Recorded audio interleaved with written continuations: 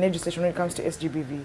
We have the good law operating, we have the Domestic Violence Act. We can also borrow from our 1995 Constitution and also our other intersecting acts, like you said, the Computer Misuse Act. However, our issue is implementation.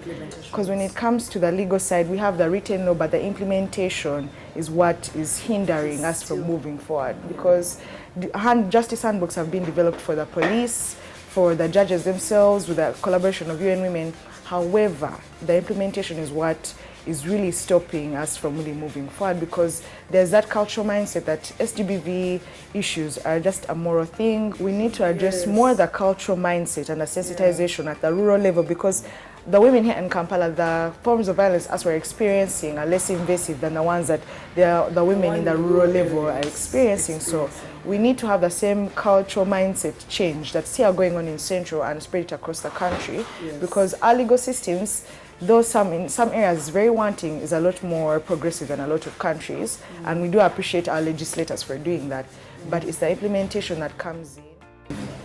For now, it's the Domestic Violence Act where you can really get relief. It is the only law that is directed towards. The available remedies, first of all, that we have are based on the laws that you choose to apply. When you go use a penal code for defilement, there's life imprisonment.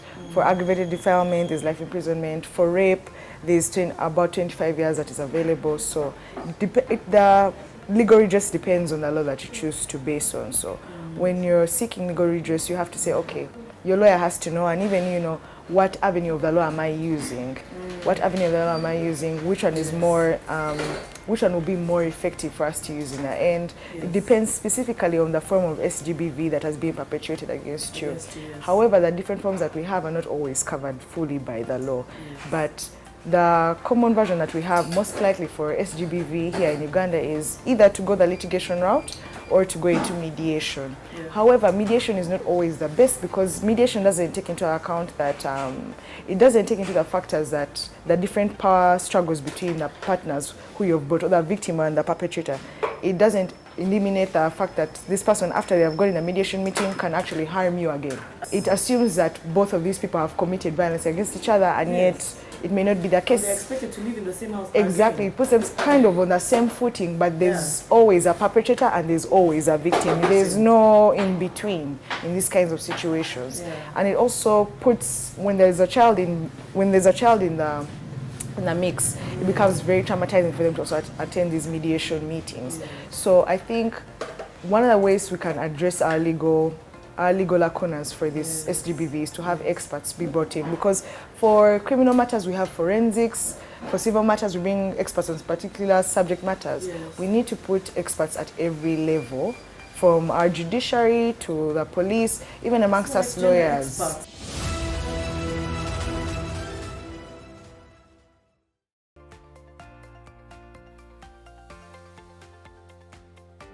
In my opinion, we have made big strides to legislate properly for sexual gender-based violence and intimate partner violence. We have moved ahead from a lot of countries. We have ratified all the treaties, and we are currently tweaking our laws and having those important discussions.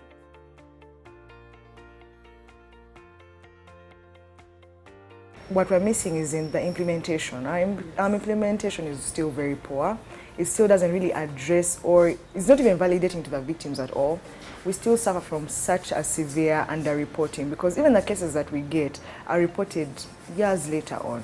And even when we report them recently, the victim is not empowered enough with our current legal system to even continue throughout the legal process. Maybe they'll report to the police, and from the negative attitudes they receive there, they withdraw the case. So we need our implementation to be more refined, to become more sensitive towards the victim, and more ready to also deal with the perpetrator, even the ones who are in places of power, because we know that power structures determine who gets justice and who doesn't. So we need to level out the playing field in implementation, and then work on sensitizing people against it, moving it away from more and more issue to a political and civil matter, and a matter of human rights that it actually is. So sensitization here in Uganda is really, really key. We need to take it down to the grassroots. We need to go to the community leaders and work within there to help usher in a new mindset within our country. So that's what I would suggest for SGBV and IPV.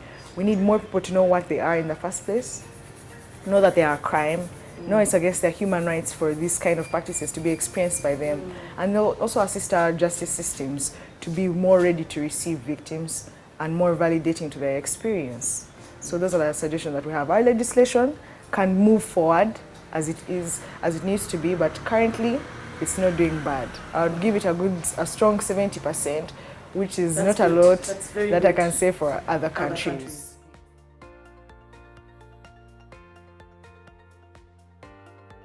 I'd remark and say that we need to do a lot of sensitization.